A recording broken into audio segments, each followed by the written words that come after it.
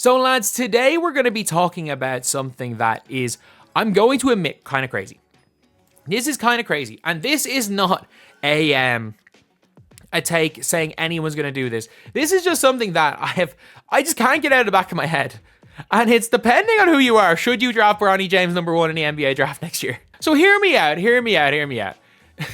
Obviously, Bronny James is not in the top 30 players. He's probably not in the top 60 players. I will say it though. If you believe Bronny James is a NBA level defender, supposedly some GMs do it, you take him. There are not 60 players in this draft that do anything at the NBA level. If Bronny does one thing at the NBA level, purely just for him being Bronny James, you probably go and draft him. But if drafting Bronny James means you're guaranteed LeBron James. So let's just say Bronny James is probably going to be out of the league as soon as his dad is. More than likely. Let's just say for 2 years of LeBron. Do you sacrifice a number 1 pick for 2 years of LeBron? And it's not that easy a question. It's actually not. Because if you want to look at the teams that are in the lottery, there are some teams that it makes so much sense. It makes so much sense. So obviously Golden State don't have their pick. If Golden State had the number 1 pick, I'm getting LeBron James. Look, the Steph Curry window's ending. It's going to take a while to rebuild. Why not just rebuild a few years later? Why not just do it? If you can, the amount of money you will print from putting LeBron James and Steph Curry. Obviously, they don't have the pick. But if the Warriors had the number 1 pick, do you take Bronny James number 1? The answer, possibly yes. For 2 years of LeBron, is it worth sacrificing the number 2 pick? Do you take Bronny 1 if you're the Warriors? Yes. In my opinion, yes. But obviously, they don't have a pick. If you were the Sacramento Kings, who own, look, they have a 0.8% chance. But it happened with Derrick Rose. If you were the Sacramento Kings, do you trade the number 1 pick for 2 years of LeBron James? Do the Sacramento Kings have a window where they can get the picks? I don't know. Now I don't know. I don't think you do. Because you're looking at a scenario where if they get that pick, do they have... The Kings with LeBron are not going to win a title. But is there anyone in this draft that would actually help the Sacramento Kings on their current timeline? Yeah, you know what? Yeah, if you're the Kings and you get it, you go and take the pick. You use the pick. I don't know who you take because I don't rate this draft very highly, but you use the pick. If you are the Houston Rockets, whose pick, if it's 1 through 4, does not go to Oklahoma City Thunder. If you're the Houston Rockets, do you do it? No. I think they're probably closer to being real good than most people realize.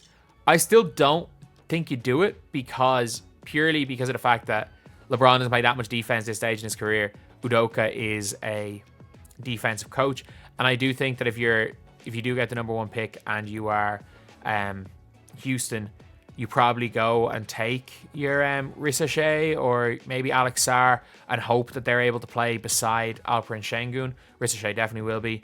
But if you think you can play that, so if you're Houston, I don't think you do. If you are the Chicago Bulls, this is the one team. The Chicago Bulls have a 2% chance getting the number 1 pick.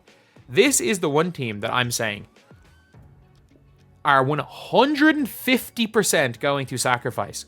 That should sacrifice the number 1 overall pick for LeBron for 2 years of LeBron. And it's not because, by the way, that I think that they should do it. I just don't think that they're the way that their franchise is right now. They're going all in again. They're trying to make a push. They are not tanking next year. If they were to tank and they were going to blow it all up, give up your DeRozan, give up Zach LaVine, keep Kobe White, and get rid of everybody else and go into tankathon mode, then yes. And maybe getting the number 1 pick would make them decide to go and do that. Probably not in this year's draft. But if they have no intention of tanking next year, they're so much better if they have LeBron James than with any of these rookies. LeBron James, Zach LaVine, if he's healthy, if Lonzo somehow comes back, which I doubt he will, there is a weird scenario where this is a 3rd seed, 4th seed in the Eastern Conference. There is a weird scenario where that happens with Chicago. And Chicago haven't been that since Derrick Rose left. So yes, if you are the Chicago Bulls, if I am the Chicago Bulls GM and I am insisting on not tanking, if you're willing to tank, obviously don't do it. Sacrifice the number 1 overall pick and draft Bronny James number 1 for LeBron James. If you are the Atlanta Hawks, who have the 3% chance, no. You blow it up. Blow the whole thing up. Blow everything up for your Atlanta. Trust me. You have none of your own picks. Actually, you know what? You actually can't blow it up. I was about to say, is like, they don't have any of their own picks after this year. They can't blow it up. So, if you're Atlanta, maybe you do. Maybe you do. Maybe you get rid of Trae Young. You try to get another, like, star-ish level player. And you go and just take LeBron, and because you don't have your picks for a few years, hope 2 good years of LeBron makes you a bit of money. The Brooklyn Nets have their pick to Houston, and I just want to see, is it protected? It is unprotected. So if Brooklyn get the number 1 pick, and there's a 4.5% chance of that, and it ends up going to the Houston Rockets, obviously from to your own pick, or Brooklyn, same difference. Utah, no. You take... LeBron will make you better, but you're not on that type of timeline. If you're Utah Jazz, I don't even know who they take, because like, you're not taking Sarr because you have Kessler, unless you're not happy with Kessler. You probably do take Ricochet just because he just fits better. Like Keontae George is a good guard, Colin Sexton's a good guard, so I don't know how much they gain from like a Rob Dillingham or a Reed Shepherd. But I assume Ricochet is going to go number 1 if they end up with the number 1 pick. If you're the Memphis Grizzlies, who have a 7.5% chance of getting that number 1 overall pick, I think that it is...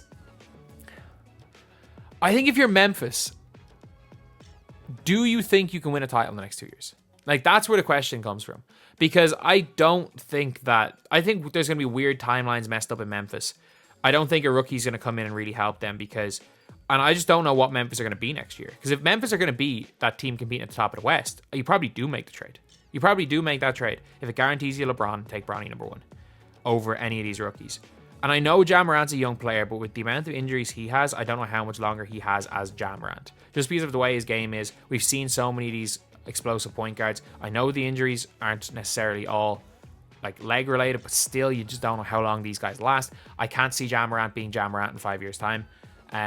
So realistically, their window to win a ring is probably the next 4 to 5 years.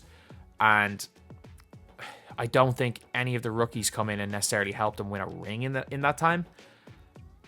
I think if you're Memphis, you probably do sacrifice that number 1 overall pick for LeBron. I think you do. If you're Toronto, who obviously their pick is protected, if it is top 6, it's protected.